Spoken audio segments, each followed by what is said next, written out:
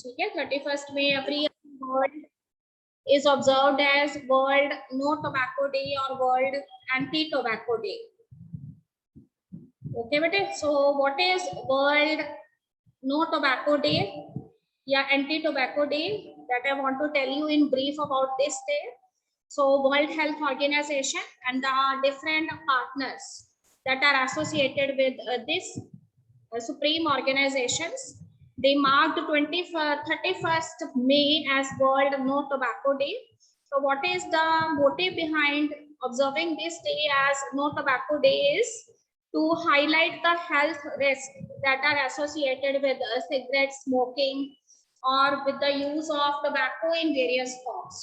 Okay, all of you know that tobacco is injurious to health. Whenever a person buy a packet of tobacco, ठीक है, तो always you see one line is mentioned on the packet that cigarette smoking or tobacco is injurious to your health.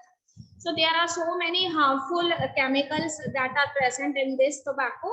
So those persons who are consuming tobacco in different forms, ठीक है, या तो वो cigarettes की form में लेते हैं, ठीक है, या बीड़ी लेते हैं, या फिर वो डायरेक्टली उसको कंज्यूम करते हैं किसी भी फॉर्म में, तो कहते हैं कि उसका डायरेक्ट जो है आपकी बॉडी पे उसके एडवर्स इफेक्ट होते हैं और आपकी बॉडी के डिफरेंट ऑर्गन्स जो हैं उससे बहुत बैडली इफेक्ट होती है and one of that organ is your lungs. तो जिस दिन आप टोबैको जो है उसको कंज्यूम करना शुरू कर देते हैं from the very first day, तो उसी दिन से आपके लंग्स की जो एज है वो कम होने लग जाती है. ठीक है बेटे. Another thing that is behind observing this day or anti-tobacco day is to advocate some effective policies by which we can reduce the consumption of tobacco in national as well as international level. Okay, bete. So the main thing that is associated with consumption of tobacco is that every year, okay, more than 6 million people they die because of tobacco consumption. So they are either directly doing smokings or sometimes they are not the direct smokers, they are the non-smokers. ठीक है, non smokers जो है उनकी कैसे death हो जाती है, तो आपको पता है कि अगर आपके साइड में कोई ऐसा पर्सन खड़ा है जो सिगरेट जो है स्मोकिंग कर रहा है या किसी भी फॉर्म में जो है वो स्मोकिंग कर रहा है, तो जो भी पर्सन उससे एसोसिएटेड होगा उसके पास में होगा उसका भी उतना ही इफेक्ट पड़ता है, because this harmful chemical they get mixed with air and when you also inhale air, ठीक है, तो such type of harmful chemicals they enters into your lungs too, and in this way they reduce the surface area of the alveoli where the gaseous exchange takes place. Okay, but there are some of the facts that are associated with this tobacco consumption. So every year 6 million people they die out of this tobacco illness.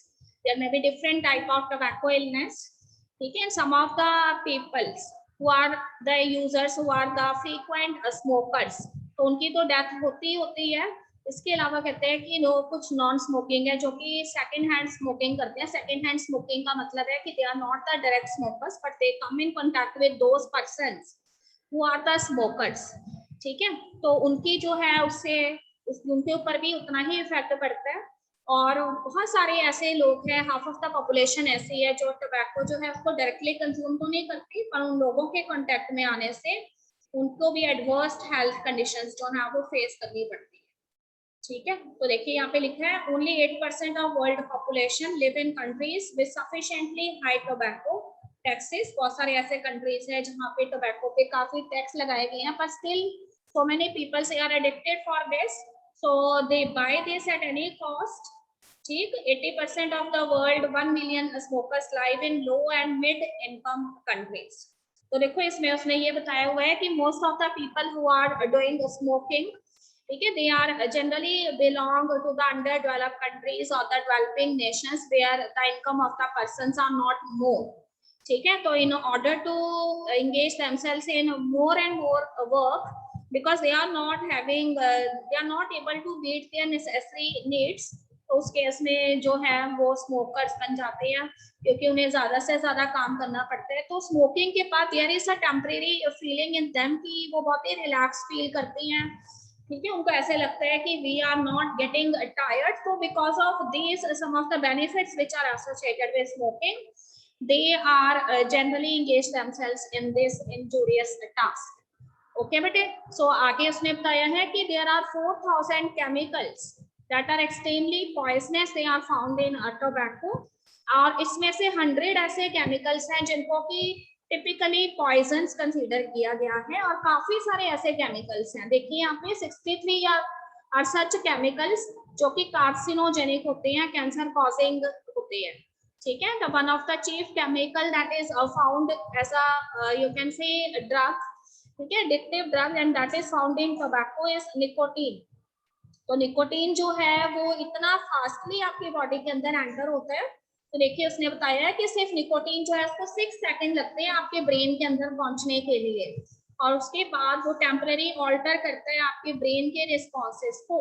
आपको ऐसी feeling होती है कि you are not getting tired, you are feeling very cool या relax from any kind of tension, but that is not actual case, ठीक है। इसके अलावा देखिए स्मोकिंग जो है उससे कहते हैं कि so many peoples they get killed every year, and such a large population is not killed because of taking another type of drugs such as cocaine, heroin, alcohol, ठीक है।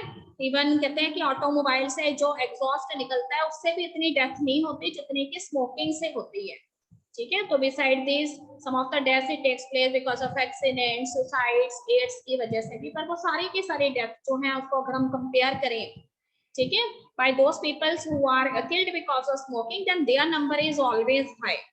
तो हर एक सेकंड के अंदर कहते हैं कि 8वें सेकंड के अंदर वर्ल्ड के अंदर, ठीक है, कोई ना कोई पर्सन जो है उसकी डेथ होती है टोबैको इलनेस की वजह से, चाहे वो डायरेक्टली कंज्यूम करता है, चाहे उसको थ्रोट कैंसर हो गया है उसकी वजह से, ठीक है, बक्कल कैविटी का कैंसर हो जाता है, लंग कैंसर हो जाता है। तो इसके अलावा देखिए one very important thing is कि दोस चिल्ड्रंस, ठीक है, और यू कैन से एडोलेसेंट्स जो कि 18 इयर्स की एज के आसपास है, तो उसमें से काफी सारे जो एडोलेसेंट्स हैं वो जो है सिगरेट स्मोकिंग में लग जाती हैं, ठीक है, 18 इयर्स की एज से ही।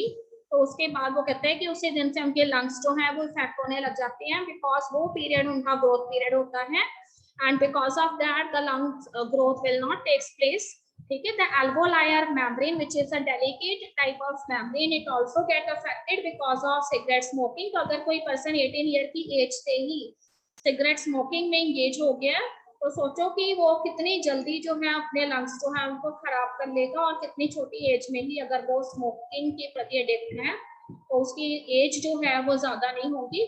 So when he reached the age of 35-40 years, so there is more and more probability of death of that person. Okay, but so there are some of the data that are we collected from the foreign countries। तो America के अंदर भी काफी सारे persons जो हैं they are dependent on smoking। तो कहते हैं कि every year 1 out of 5 American death जो है वो smoking की वजह से होती है, ठीक है। इसके अलावा कहते हैं कि एवरेज जो है, ठीक है, person who smoke dies an average 7 years earlier than someone who does not smoke। अगर कोई पर्सन नॉन स्मोकर है तो उसके कंपैरिजन में एक ऐसा person who is a smoker, उसकी डेथ जो है उससे 7 years पहले हो जाती है। तो जैसे ही कोई पर्सन स्मोकिंग स्टार्ट करता है इसका मतलब उसका लाइफ स्पैन जो है वो कम होता जाता है। ओके बेटे, अगर किड्स जो है वो अपने पेरेंट्स को फॉलो करते हैं that they are doing smoking, ठीक है, तो ऐसे फैमिलीज में किड्स जो हैं वो from their childhood days they are observing that their father mother they are doing smoking, so they also engage themselves in this you can say a kind of thing. और उसके बाद वो कहते हैं कि उनके लंग्स जो है उनकी फंक्शनिंग जो है वो प्रॉपर नहीं हो पाती जब वो एडल्ट एज में पहुंचते हैं, बिकॉज चोरी छुपे जो चिल्ड्रंस हैं वो भी जो है अपने पेरेंट्स को इमिटेट करने की कोशिश करते हैं, ठीक है। So there is a reduced lung growth in such type of childrens, and they also there is a more probability that one day they also become addict of this tobacco। okay children, another thing is कि देखो एक और चीज उसने बताई हुई है कि beside these who are the smokers, ठीक है, second hand smoke is also responsible for so many deaths in different countries। So those people who are not the direct smokers but they come in contact with such kind of persons, or some smoking persons are there in your family, so these non-smokers they also are more susceptible to get diseases such as bronchitis, pneumonia, etc। ठीक है, तो उनकी families में ये diseases आम देखी जाती हैं, ब्रोंकाइटिस हो जाती है या निमोनिया हो जाता है। इसके अलावा देखो सेकेंड हैंड स्मोक जो है, जो पेरेंट मतलब चिल्ड्रंस जो है जब ऐसे पेरेंट्स के साथ रह रही हैं जो कि स्मोकर्स हैं, ठीक है, तो उस केस में चिल्ड्रंस जो हैं they are also suffering from second hand smoke. So here there is an increased chances in child for middle ear problems. ठीक है, मिडल ईयर की प्रॉब्लम्स हो जाती है चिल्ड्रंस के अंदर, कफिंग से रिलेटेड प्रॉब्लम होती है, व्हीजिंग से रिलेटेड होती है, स्थमिक चाइल्ड हो सकता है, स्थमा की प्रॉब्लम हो सकती है. और इसके अलावा कहते हैं कि if a pregnant woman is taking tobacco, तो in that case that woman delivers those babies who have very less weight. ठीक है, उसका वेट बहुत कम होता है उन बेबीज का, और कुछ केसेस में प्री मैच्योर डेथ हो जाती है बेबीज की. ठीक है, तो इस तरह से कहते हैं कि we should create awareness among such type of pregnant women that they should avoid और they should quit smoking so that we can save more and more babies every year. Okay, why there is a need to take tobacco, or why some people they engage themselves in smoking? So there are different reasons behind that. ठीक है, first is peer pressure. तो कई बार वो कहते हैं कि sometimes when you are with your classmates, ठीक है, तो some of your classmates encourage you that we are the grown up people, we come under the adolescent age, and smoking is something related with some you can say people जो कि बड़ी age group के उनसे related है, और हम भी बड़े हो चुके हैं, तो इसलिए हमें इस तरह की स्मोकिंग करनी चाहिए. ठीक है, तो पीयर प्रेशर की वजह से वो कहते हैं कि जो एडोलेसेंट हैं 11th 12th क्लासेस के जो स्टूडेंट्स हैं वो इन हैबिट्स में फंस जाते हैं. ठीक है, another thing is there is a general belief among the childrens, among the students, that it is a cool kind of habit. ठीक है, और इसके अलावा कहते हैं कि sometimes when they see that their parents are doing smoking, तो these children they start imitating them and they also become smoker one day. ठीक, another thing is that smoking is something that is considered as a fashion symbol among the people. ठीक है, तो कई बार वो television के अंदर अपने किसी फेवरेट स्टार को देखते हैं, एक्टर को देखते हैं, एक्ट्रेस को देखती हैं, ठीक है, स्मोकिंग करते हुए, तो they get motivated by them कि if we are also doing this cigarette, ठीक है, तो it is a kind of a fashion symbol, तो उसको वो फॉलो करने शुरू कर देते हैं. ठीक है, बट अनदर थिंग इज कि when they do cigarette smoking for first time, they find a feeling of relaxation among them. ठीक है, उन्हें रिलैक्स फील होता है, तो उसके बाद वो एक बार तो क्यूरोसिटी की वजह से स्मोकिंग स्टार्ट करते हैं, पर नेक्स्ट टाइम जब उन्हें ऐसा लगता है कि दे finding themselves that they are free from any kind of stress, tension, so again and again they engage themselves, they are doing this thing again and again. Okay, another is sometimes some of the children who want to dominate among the other ones. ठीक है, कुछ लोगों को, कुछ बच्चों को आदत होती है कि वो दूसरों के सामने लीडरशिप शो करना चाहते हैं, डोमिनेट करना चाहते हैं अपने फ्रेंड्स के बीच में. ठीक है, अपना रिबेलियस बिहेवियर जो है वो शो करना चाहते हैं, या कोई गैंग्स के लीडर बने हुए हैं, तो उस केस में वो स्मोकिंग जो है उसको प्रमोट करते हैं. उन्हें ये लगता है कि स्मोकिंग जो है वो पावरफुल पर्सन जो है उसकी पहचान है. ओके बेटे, अब वो कहते हैं कि स्मोकिंग जो है वो कैसे किसी पर्सन जो है उसको किल करती है. ठीक है, तो कहते हैं कि whenever we done smoking, then some of the toxic substances that are present in that cigarette और हुक्का जो भी लेते हैं, ठीक है, उसमें वो केमिकल्स जो होती हैं, जब हम उनको फायर करते हैं तो वो बर्न करने लग जाती हैं, और इस तरह से वॉलेटाइल फॉर्म्स में वो आपकी बॉडी के अंदर चले जाते हैं. ठीक है, ये जो टॉक्सिक स्मोक है उसको आपके लंग्स जो हैं वो ऑब्जर्व करते हैं, and these toxic smoke, it contains various types of substances such as tar is there, tobacco is there, nicotine is there.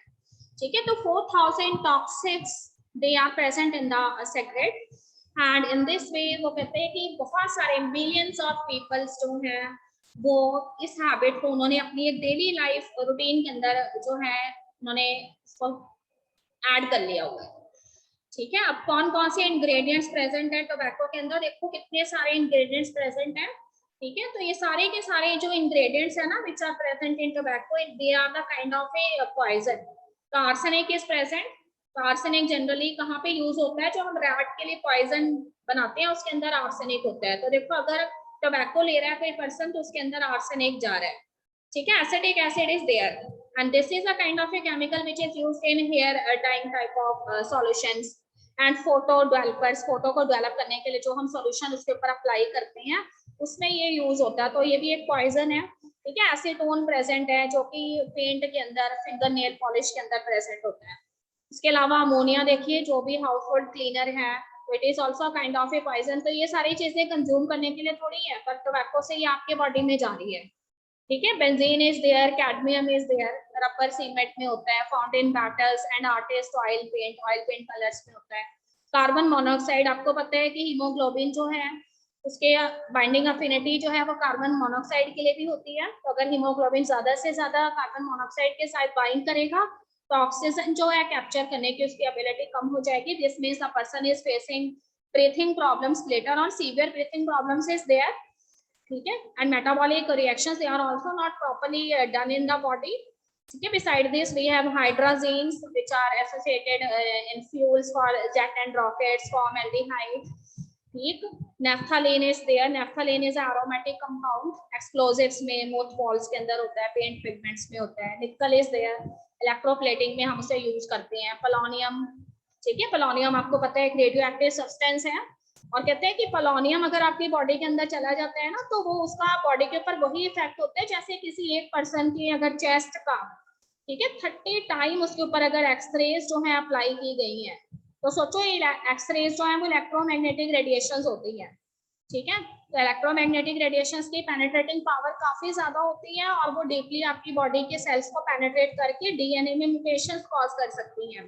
तो अगर पोलोनियम आपकी बॉडी के अंदर जा रहा है तो वो एक रेडियो एक्टिव सब्सटेंस है। ये सारे जो इंग्रेडिएंट्स हैं सारे पॉइजन्स हैं और टबैको की वजह से आपकी बॉडी के अंदर एंटर हो जाते हैं।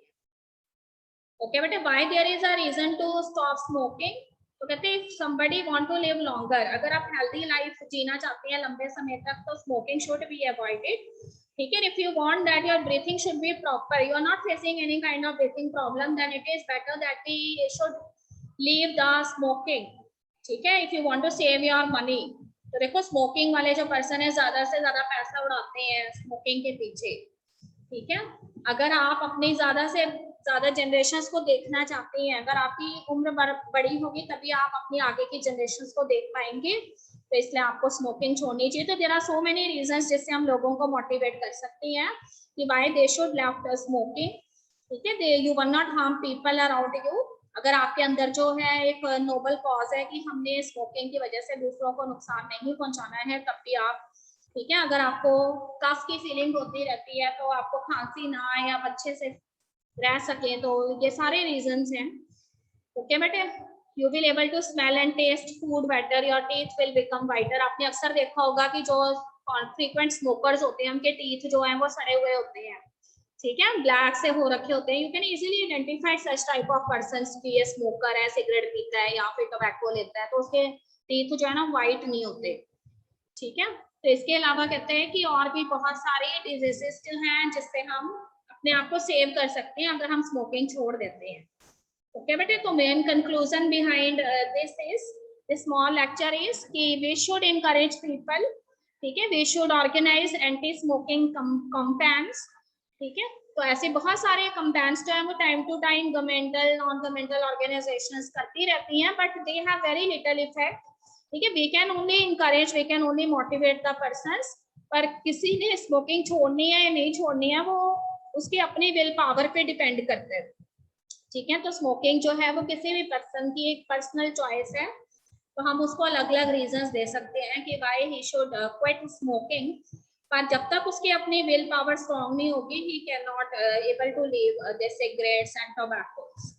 ठीक है, तो हमें जो है वो कहते हैं कि हमेशा ये चैलेंज फेस करते रहना पड़ेगा अपने कंट्री के अंदर कि किस तरह से हम स्मोकर्स जो हैं उनकी पॉपुलेशन को कम कर सकते हैं।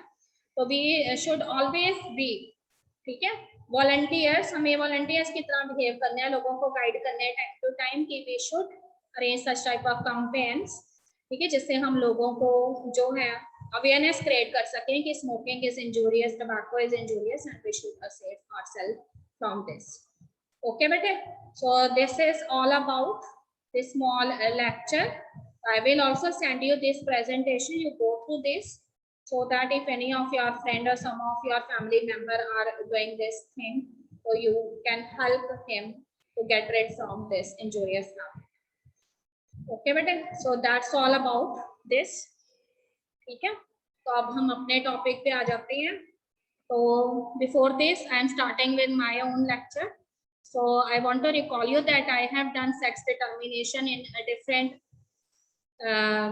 you can say, animals. तो sex determination के बारे में मैंने आपको बता दिया था.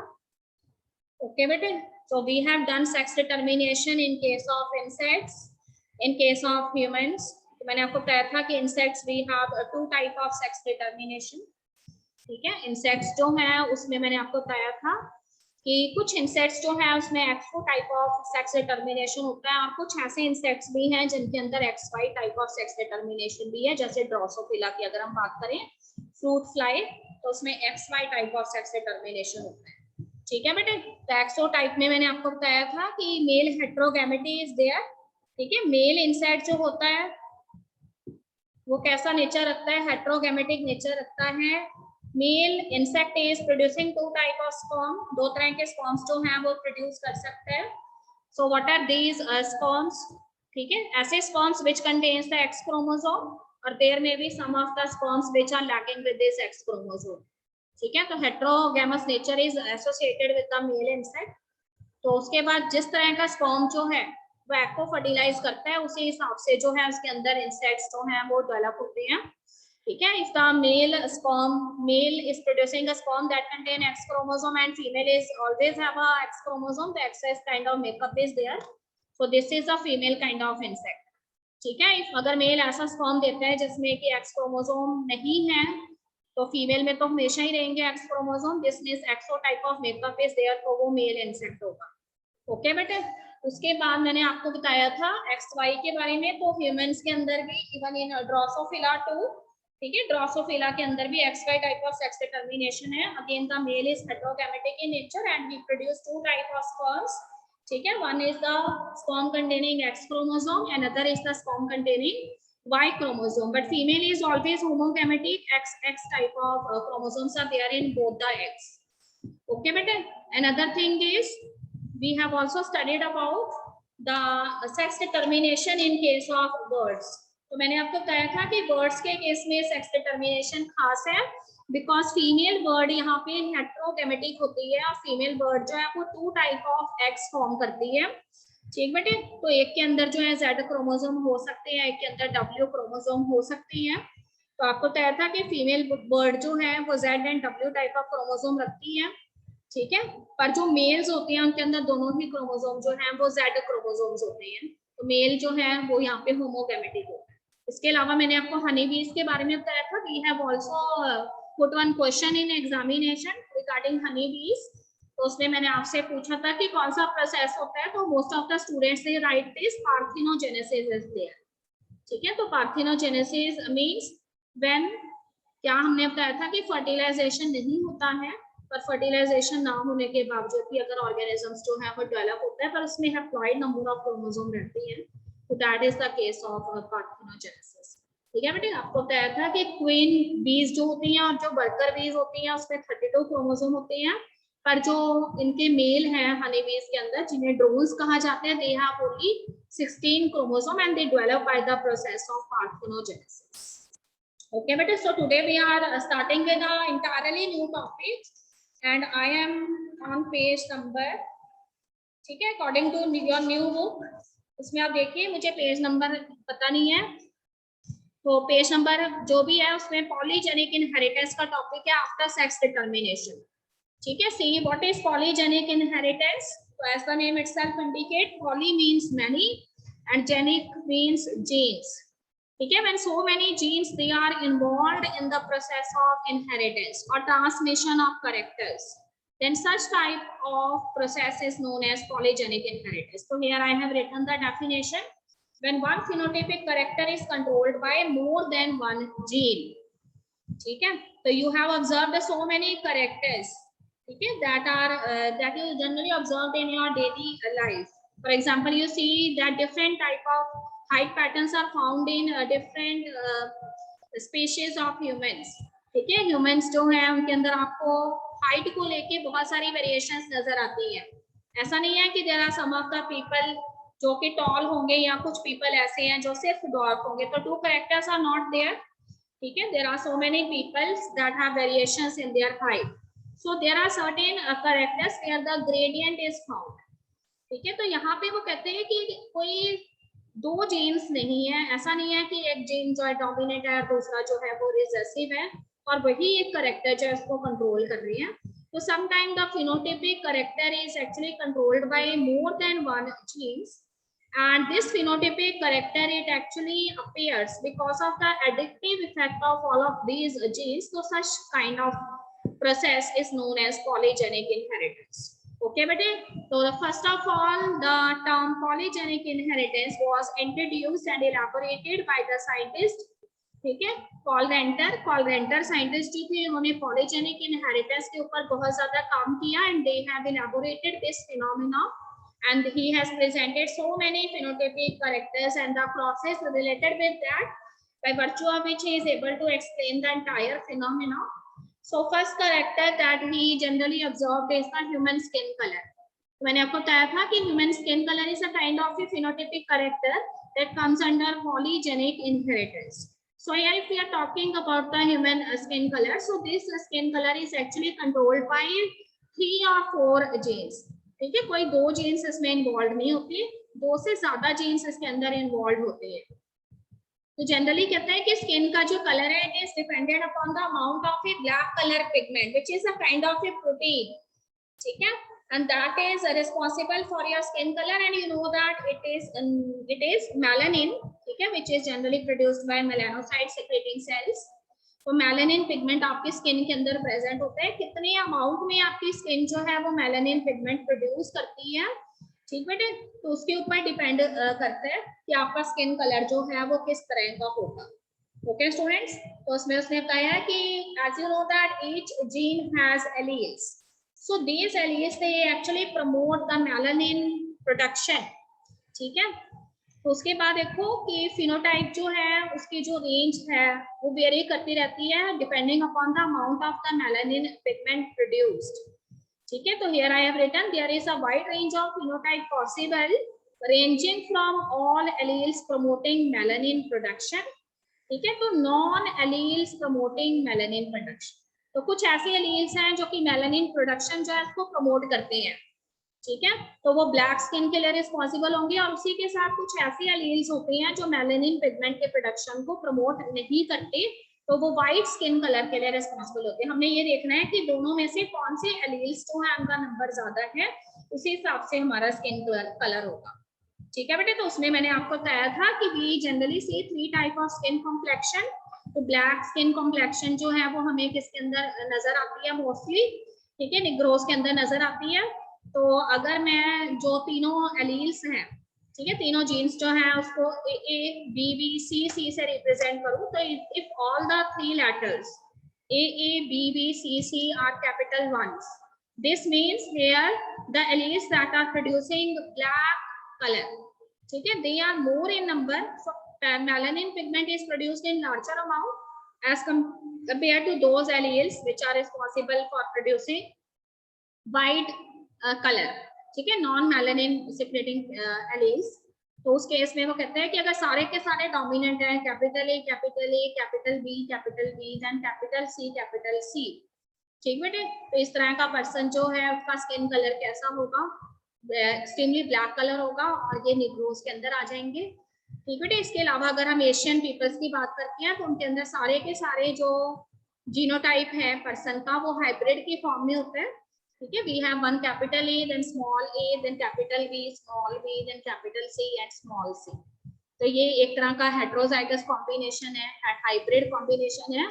तो उस केस में कहते हैं ब्रिटिश कॉम्प्लेक्शन रहता है, and if we have all the recessive type of alleles, I want to see that if the number of the alleles that are responsible for non-promoting melanin pigment secretion alleles, they are more in number as compared to those who are producing melanin, that is small a, small b and small c, तो ये वाली alleles का number अगर ज्यादा है तो उस case में वो कहता है कि व्हाइट जो है कॉम्प्लेक्शन रहता है, ठीक है, स्किन कलर जो है वो व्हाइट रहता है। तो 3 टाइप के स्किन कलर्स जो हैं वो जनरली डोमिनेंट होती हैं, जो इस बात पे डिपेंड करती हैं कि मेलानिन प्रमोटिंग एलील्स कितना नंबर रखती हैं और नॉन मेलानिन प्रमोटिंग एलील्स का नंबर क्या है।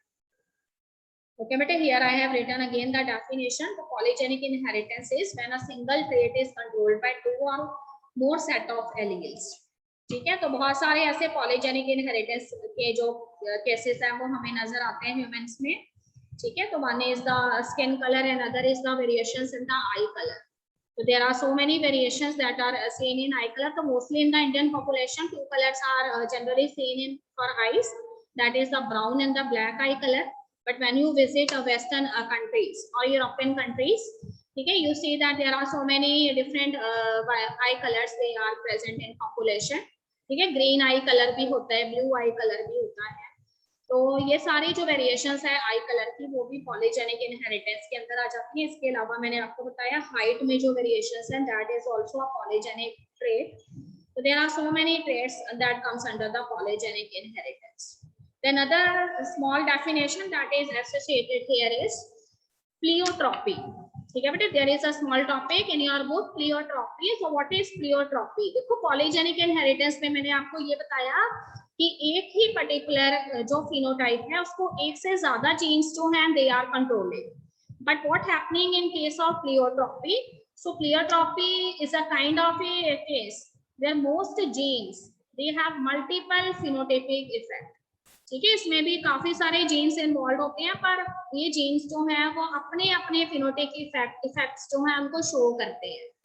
ठीक है बेटे, एक से ज्यादा जीन्स इन्वॉल्व होंगे पर हर एक जीन जो है वो अपना कुछ ना कुछ इफेक्ट शो करेगा.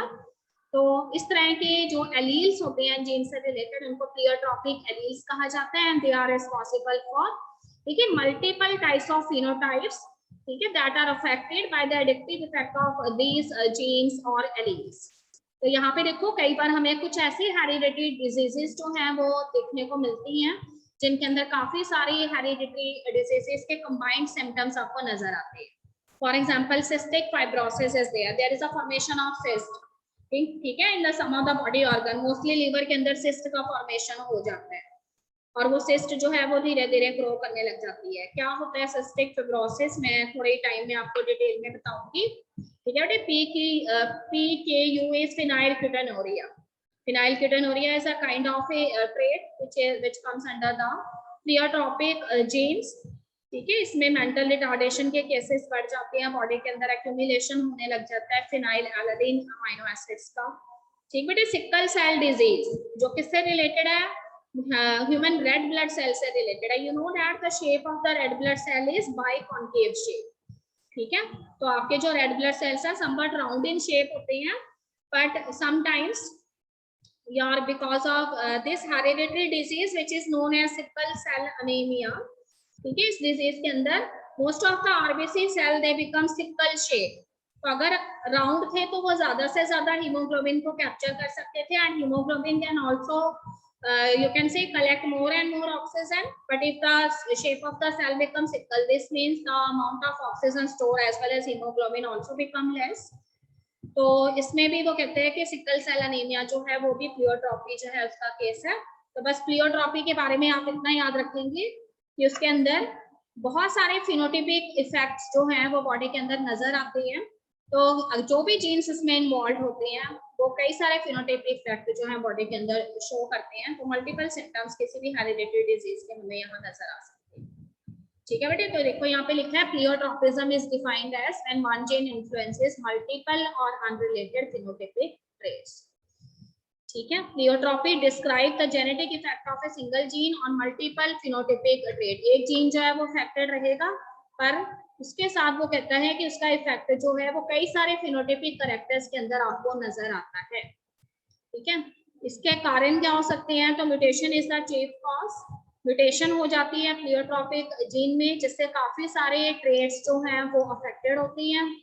और उसके बाद देखो कि दिस प्लियोट्रॉपी, ठीक है, it's mechanism is actually dependent on the gene that is involved in so many metabolic processes and each of these metabolic processes is responsible for a particular phenotype. So all the metabolic processes that comes under that single gene, if that gene it is affected by mutation or it becomes a pleiotropic gene, then all the metabolic reactions that are associated with that gene they get affected.